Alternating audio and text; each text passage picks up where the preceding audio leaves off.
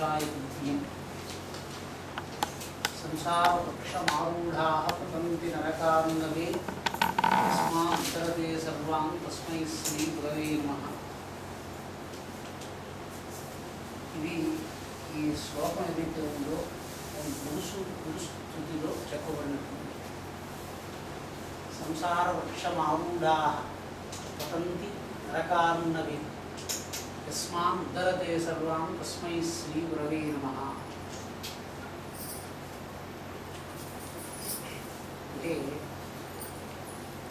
సంసారం అనేటువంటి వృక్షాన్ని ఎక్కినటువంటి వాడిని ఖచ్చితంగా ఒకరోజు నరకంలో పడిపోతారు.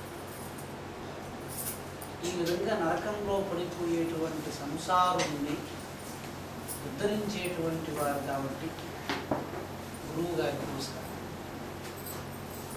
గురువు ఎవరు అని అంటే సంసారం అనేటువంటి కష్టం నుంచి మనం రక్షించేది. వాస్తవంగా సర్వే వేదాః యత్ పదం ఆమనంతి ఋషీశ్చ సర్వాన్ యద్వదంతి బ్రహ్మచర్యం యదిచ్ఛంతో చరంతి తత్సర్వం సంగ్రహేణ బ్రవీమి అని ఉపనిషత్ వాక్యం.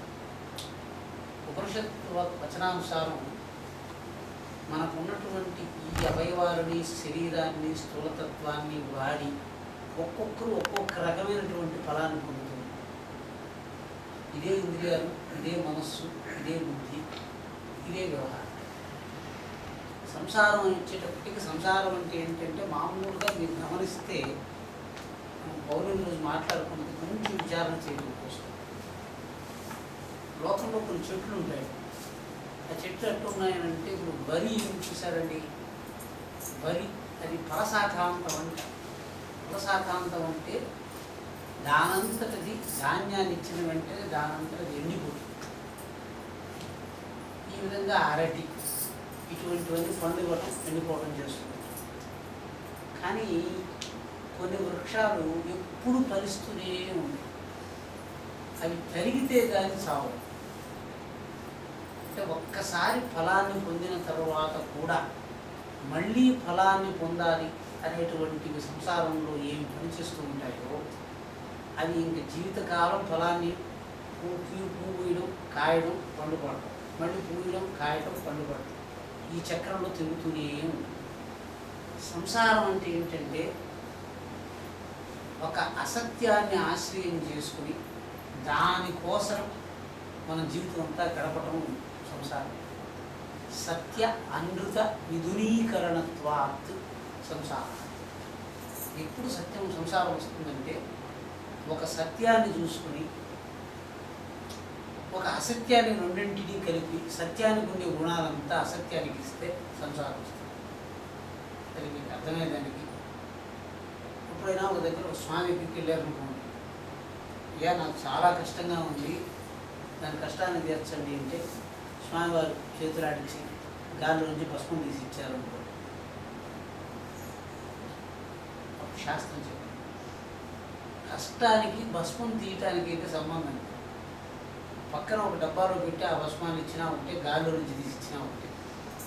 కానీ గాల్లో నుంచి భస్మం తీసి ఇచ్చాను కాబట్టి నీ కష్టం తీరిపోతుంది అని అనుకోమంటున్నాడు చూసారా. గాల్లో నుంచి భస్మం తీయగలను కాబట్టి నీ కష్టాన్ని నేను తీర్చగలను అని చెప్పేవాడు మన కష్టాన్ని తీర్చడు. కారణం ఏమి అంటే ఇది ఉంది కాబట్టి అది ఉంటుంది అని చెప్పేదాన్ని కార్యకారణం. లోకంలో ఒక దాన్ని చేసి దీనివల్ల జరుగుతుంది ఏంటి చెప్పండి. అందరికీ ఒకే రకంగా ఉండాల్సి వస్తే ఒకరికి నమస్కారం పెడితే కోపం వస్తుంది, ఒకరికి తిరిగితే సంతోషం వస్తుంది. మన మనస్సుని సమానంగా నడిపేటువంటి ప్రవృత్తి లోకంలో ఎక్కడా లేదు. అందుకే ఆయన ఏం చెప్పాడు, సంసార వృక్షం ఉన్నారు కదండి, మన కష్టాలు ఎక్కడి నుంచి వస్తున్నాయంటే సంసారం అనేటువంటి ఒక వృక్షం నుంచి వస్తుంది. దానికి దృష్టాంతంగా సుపర్ణ సూక్తము అని ఒక సూక్తం ఉంది. ద్వా సుపర్ణౌ సయుజౌ సఖాయు సమానం వృక్షం పరిషస్వ జాతి. అంటే ఒక రెండు పక్షులు ఒక చెట్టు మీద వాలి ఉంది. ఒక పక్షి ఏం చేస్తుందంటే ఆ చెట్టు మీద ఉన్నటువంటి పండ్లను కాయలను తింటూ ఉంది. కారణం ఏమో తెలియదు కానీ అదే చెట్టు మీద ఒకే శాఖలో ఉన్నటువంటి ఒక పండు తీయగా ఉంది, ఒక పండు పుల్లగా ఉంది. సరే ఇది తీయగా ఉంది కాబట్టి అన్నీ తీయగా ఉంది అని అనుకుని ఆ పండు తిని తీయగా ఉన్నప్పుడు అబ్బా అనుకుని పుల్లగా ఉందన్నప్పుడు అబ్బా అనుకుని, అంటే నాకు తీయగా ఉండాలా పులుపుగా ఉండకూడదు అనుకున్నటువంటి వాళ్ళందరూ సంసార వృక్షాన్ని ఎక్కిన తర్వాత తీయటి వాటిని మాత్రం తిని సంతోషపడి పుల్లగా ఉన్నటువంటి వాడిని కష్టపడుతున్నట్టుగా మనందరం సంసార వృక్షాన్ని ఎక్కి ఆ రెండు పక్షుల్లో ఈ యొక్క పండ్లను తినేటువంటి పక్షి జీవుడైతే తయోరన్య పిప్పలం స్వాద్వత్తి అన్య అనశ్నన్ అభిచాకసీతి, ఇంకొక పక్షి ఉందండి, అది కేవలం కూర్చుని ఏమీ తినకుండా ఉంది, అందువల్ల దానికి పులుపు తీయడం రెండూ లేదని. ఆ పక్షి పరమాత్ముడు. అంటే పరమాత్ముడనే పక్షియే పండును తింటే జీవుడైనాడు, పండును తినకపోతే పరమాత్ముడైనాడు. మనందరం కూడా సంసారంలో ఉద్యోగం చేయాలా, కష్టపడాలా, అయ్యో నన్ను ఎవరూ గుర్తించటం లేదు, మనకి ఎక్కడి నుంచి వస్తుంది కష్టం చూడండి. ఎవరైనా ఇక్కడ కూర్చున్న వాళ్ళు నాకు పెళ్లి కాలేదు అని అంటే మీ ముందరే ఒకరు పెళ్లి కానటువంటి వాడు కూర్చొని ప్రశాంతంగా, అయ్యా పెళ్ళి అయ్యింది నేను సుఖంగా లేనంటే పెళ్ళి అయినటువంటి వాడు ఒక సుఖపడుతుంది. అంటే మనకు కష్టం వచ్చింది అంటే సంతానం ఉండాలా, పిల్లలు ఉండాలా, డబ్బు ఉండాలా అని మనమే అనుకుని ఇట్లా జరగకూడదు, అట్లే జరగాలి అని మనం ఎప్పుడైతే సంకల్పం చేస్తూ ఉంటామో ఆ సంకల్పం నుంచి కష్టానికి ఎదురు. మన ఏవ మనుష్యాణం కారణం బంధమోక్షయో బంధాయ విషయాసక్తి మోక్షాయ విముక్తి. ఈ వృక్షం అనే మాటక సంసార వృక్షం అని చెప్పారు కదండి. వృక్షం అంటే ఏంటి? వృక్షము అంటే ఇంకో చాలా ఉన్నాయి దానికి పేరు. వృక్షం అంటే గొడ్డలి పెట్టు చేత నరకబడవలసినదే కానీ ఎప్పుడూ దానంతట అది నశించనిది. వృక్షం అంటే అది చాలదండి, గొడ్డలి పెట్టుతో నరకాలి.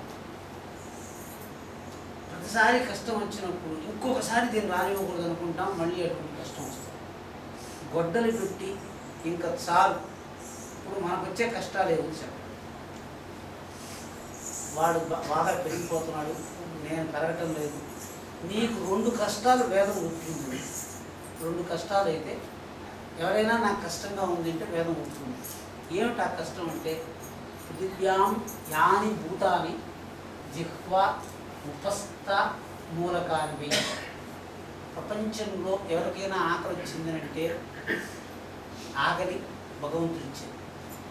అయా కామం తీరటం లేదు అంటే భగవంతుడు ఇచ్చింది. మనం పెళ్లి కాలేదు అనే కష్టంలోనే జీవుడు కల్పించుకునే కష్టాలు చెప్తారు. ఇప్పుడు జాతకంలో పెళ్లి కాలేదు అని మనుషులు చూసుకుంటున్నారు కదా, అది చూసుకునేటప్పుడు ఎప్పుడైనా పశుపక్షాదులు మాకు పెళ్ళవుతున్నాయా, జాతకం చూసుకుంటున్నాయా? లేదు. పశుపక్షాదులు జాతకం చూసుకోకుండా మనం ఎందుకు చూసుకుంటున్నాం చెప్పండి? పెళ్లి చేసుకోవడానికి భగవంతుడు కల్పించిన కారణాలు ఏవి? స్త్రీ పురుషులుగా ఉంటే చాలు. మనం చూస్తున్న కారణాలు ఏవి? సమానమైన జాతి, ధనము, సుశీలత, మంచితనము. ఏమంటే ఈ రకంగా అన్ని గుణాలని పెళ్లి ఒక స్త్రీకి వివాహం కావాలో ఒక పురుషుడికి వివాహం కావాలనుకుంటే మనం చూస్తున్న గుణాలు ఏవి పరమాత్ముడు కల్పించింది కావు. కేవలం కామన వృత్తికి వివాహం అయితే పశువులకి వివాహం జరిగిపోతుంది. అన్న ఆకలి తీరటానికి అన్నం అయితే అందరికీ అన్నం దొరుకుతూ ఉంటుంది. దిక్పాచాపల్యాన్ని తీర్చడానికి అన్న అయితే దొరకదండి.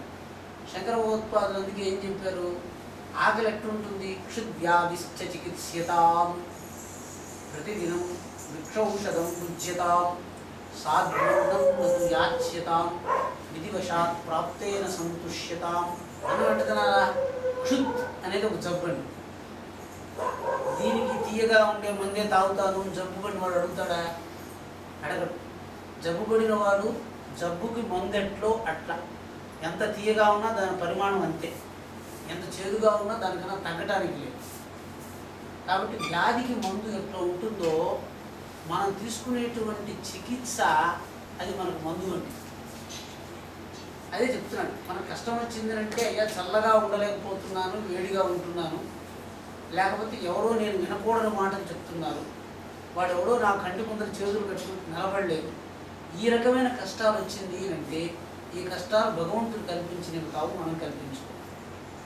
భగవంతుడు కల్పించినటువంటి కష్టాలని పరమాత్ముడు దాని ఎందుకు వ్యవహారమే చెయ్యడు. నాకు ఇది కావాలి, అది కావాలి, ఇట్లుండాలి, అట్లుంటేనే నేను శాంతిగా ఉంటాను అని చెప్పే ఏ వ్యవహారం కూడా పరమాత్ముడికి యోగ్యమైన విచారణకు యోగ్యమైనటువంటి వ్యవహారం కాదు. మనకు సుఖం కలక్కపోవడానికి ఉన్న హేతువులన్నీ అటువంటి కారణాల నుంచి ఉత్పన్నమైంది కాబట్టి ఆ కష్టాన్ని పరమాత్ముడు తీర్చడు. ఎందుకని ఇప్పుడు మళ్ళీ జాతకం చూస్తున్నాము అంటే చెప్పాడు జీవేచ్ఛ ఈశ్వరేచ్ఛ. జీవేచ్ఛ అంటే ఏంటి? అయ్యా నాకు ఇట్లా కావాలని వాడు అనుకుంటున్నాడు, ఈశ్వరుడు వీడికి ఇట్లా చెయ్యాలని అనుకుంటున్నాడు. జీవేచ్ఛ ఈశ్వరేచ్ఛ సమానం కాకపోతే సంసారంలో కష్టం వచ్చినట్టు అనుకుంటాడు. ఏముంది, ఎక్కడో ఒక దేవస్థానానికి దేవుని దర్శనం చేయడానికి పోయినాము, ఒకడు నేరుగా పోయి స్వామివారిని దర్శనం చేసుకుంటున్నారు, క్యూలో ఉండడం మనకి ఇష్టం లేదు, అది కష్టం అనుకుంటాం. మామూలుగా గురువుగారిని చూడటానికి వచ్చాం, గురువుగారితో 10 నిమిషాలు మాట్లాడి వెళ్ళిపోవాలని అనుకున్నాను అనుకోండి, మనం అనుకోవటం వల్ల వాడు వెళ్ళిపోతున్నాడు, నేను వెళ్ళటం లేదన్నటువంటి దానివల్ల కష్టం వచ్చింది. జీవేచ్ఛ అంటే ఏంటి? ఇట్లే ఉంటుంది, ఇట్లే ఉంటుంది, నాకు ఇట్లే కావాలి అని అనుకోవటం వల్ల అది జరగకపోవటం వల్ల వచ్చేదే కష్టమని గీతాశాస్త్రులు. ఇష్టం అనిష్టం మిశ్రించ త్రివిధ కర్మణ ఫలం. మీరు ఎవరిని చూడాల్సిన పని లేదు. ఒక కర్మ చేస్తే 3 ఫలాలు వస్తాయి. ఒకటి ఇష్టమైన ఫలం, 2 అయిష్టమైన ఫలం, 3 మిశ్రమైన ఫలం. ఇష్టమైన ఫలం ఏంటి? ఈ కర్మ చేస్తే ఇప్పుడు చెప్పండి, ఈ విధంగా నేను మాట్లాడటం అనే పని చేస్తున్నాను కదా, మాట్లాడటం అనే కర్మ. ఈ కర్మకు ఏ ఫలం వస్తే నేను సంతోషపడతానండి? అమ్మా అదే మా ఇష్టమైన ఫలం ఏమి?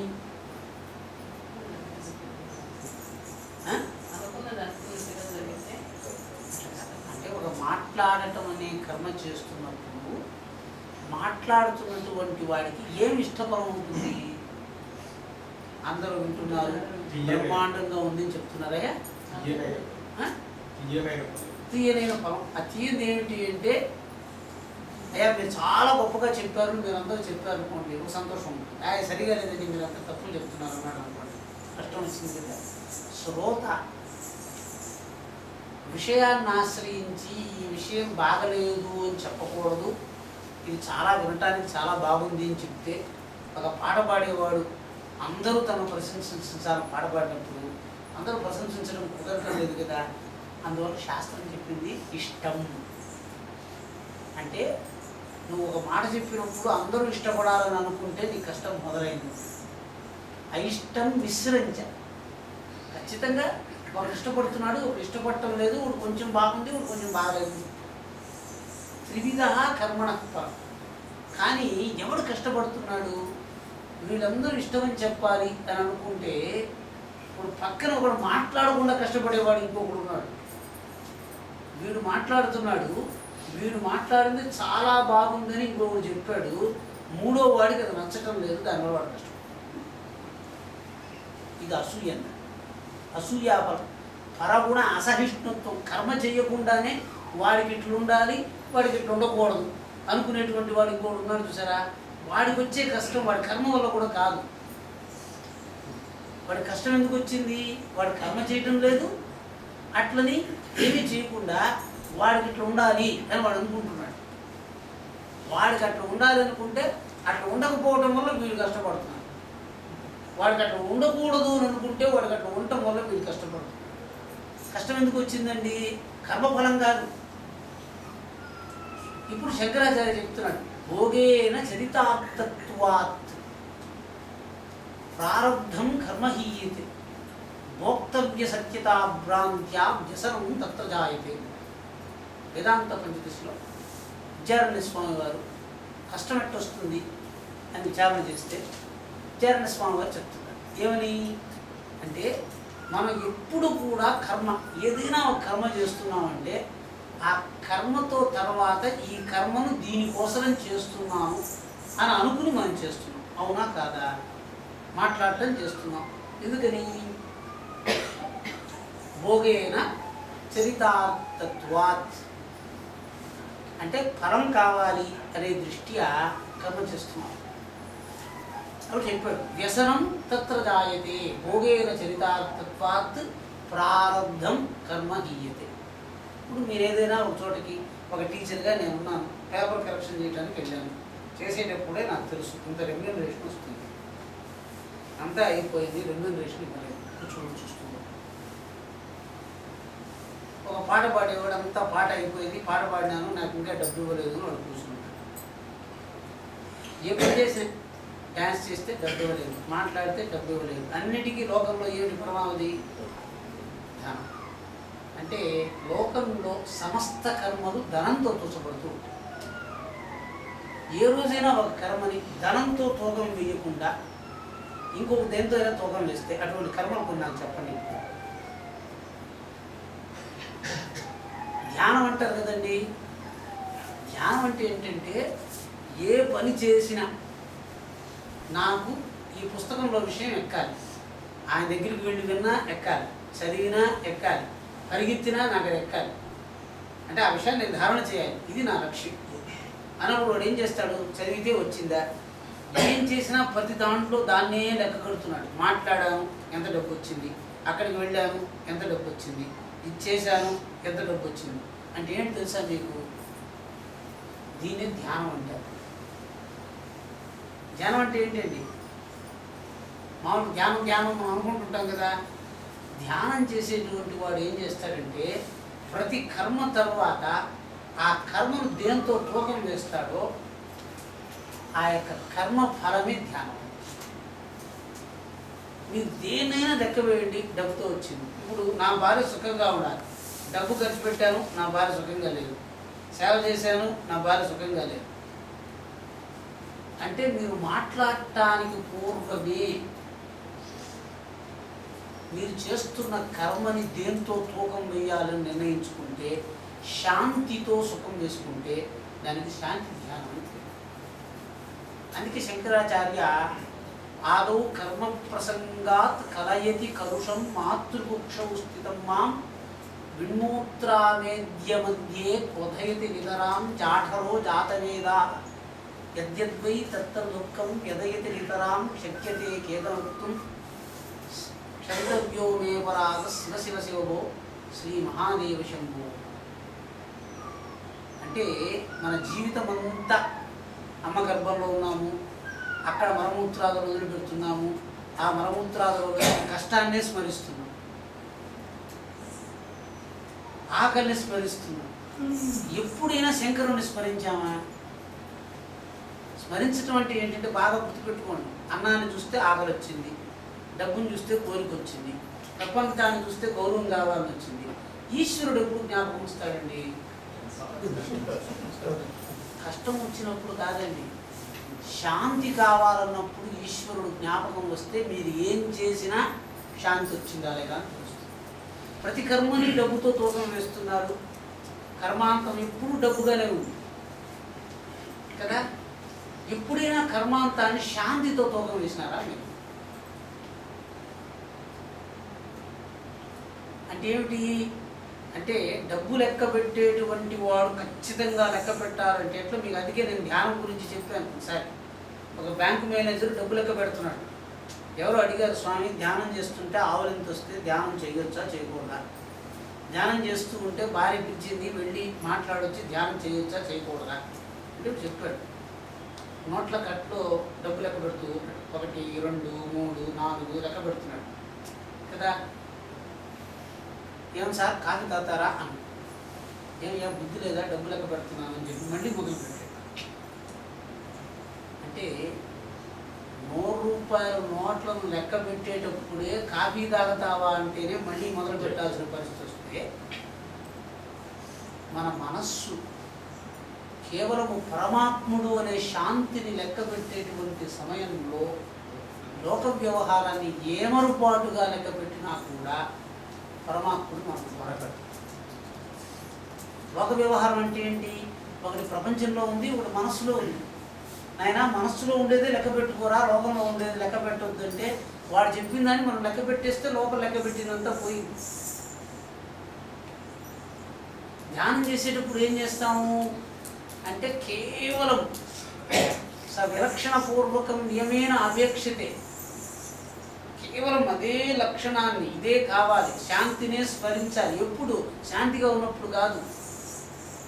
నాలుక మీద చక్కెర ఉన్నప్పుడు నాలుక చక్కెరను చూసి తీయగా ఉంది అని చెప్పినట్టు కాకుండా, ఎవడైనా కోపంగా నిన్న తిట్టిన దాన్ని గుర్తుపెట్టుకొని ఈ రోజును కోపం తెచ్చుకున్నట్లుగా, ఈరోజు ప్రియంగా మాట్లాడుతున్నాడు వాడు. ఇది బాగా అర్థం చేసుకో. ఎవడో ఒకడు నిన్న తిట్టాడు, ఈరోజు ప్రియంగా మాట్లాడుతున్నాడు. కానీ ఈరోజు ప్రీతిగా మాట్లాడిన మాట మన మనసుకు తీసుకుని వాడు నిన్న తిట్టిన కోపాలు వదిలేయగలుగుతున్నామా మనం? లేదు. కానీ నిన్న తీయగా మాట్లాడాడు, ఈరోజు కోపంగా మాట్లాడితే ఈరోజు కోపాన్ని తీసుకున్నాడు. ఎందుకనట్లా అంటే మీ స్వభావం ఎప్పుడు లోకంలో ఉండే దరిద్రాన్ని తీసుకోవడమే మీ స్వభావం. ఎప్పుడు నిన్న తిట్టినా ఈరోజు సుఖాన్ని ఈరోజు పొగుడుతూ ఉంటే ఈరోజు సుఖాన్ని తీసుకోలేకపోతున్నాం. నిన్న పొగిడినా ఈరోజు తిడుతున్న కష్టాన్ని తీసుకుంటాం. అంటే అర్థమేమి? మన మనస్సు ఎప్పుడు కూడా లోకంలో ఉన్న కష్టాన్ని తీసుకోవటానికే ప్రయత్నం చేస్తుంది. అంటే మనం ఎటువంటి ప్రయత్నం చేతైనా లోకంలో ఉన్న కష్టం, సుఖం ఉన్నప్పుడు కూడా కష్టాన్ని తీసుకునే విద్య మనకు తెలిసినట్టుగా, మనకు కష్టం ఉన్నప్పుడు కూడా సుఖమే తీసుకునే విద్యను పరమాత్మ నుండి శాంతి కోసం అభిలషించే విద్యగా మనం తెలుసుకోవాలి. అంటే నాలుక మీద చక్కెర ఉన్నప్పుడు మాత్రమే తీయగా అని కాకుండా, నాలుక మీద చక్కెర లేనప్పుడు కూడా మనస్సులో ఉన్న తీయదనాన్ని గుర్తుపెట్టుకుని లోకానంతా మధురంగా చూడటమే ధ్యానం. ఎప్పుడు దానితో తూకం వెయ్యాలి. అంటే ఏమిటి? మనకు ఎప్పుడు దుఃఖమే జ్ఞాపకం వస్తుంది. మన మనస్సు దుఃఖాన్ని జ్ఞాపకం తెచ్చుకునే ప్రయత్నం ఉండటం చేత నాలుక మీదనో చెవిలో పడుతున్నటువంటి మధుర వాక్యం వినపడకుండా మనందరికీ ఎప్పుడు కష్టవాక్యమే ఉంటుంది. ఇప్పుడు ఇంకొకసారి యోచించండి. ఎవరైనా పెద్దవాళ్ళు ఏమండి, ఒక పిల్లవాడు పెట్టి పెద్దవాళ్ళని ఒక ముసలాయన దగ్గరికి వెళ్ళి, నేను 10 అడుగులు దూకగలను ఆయన అన్నాడు. వెంటనే ఆయన ఏం చెప్పాడు? ఎవరైనా నేను 10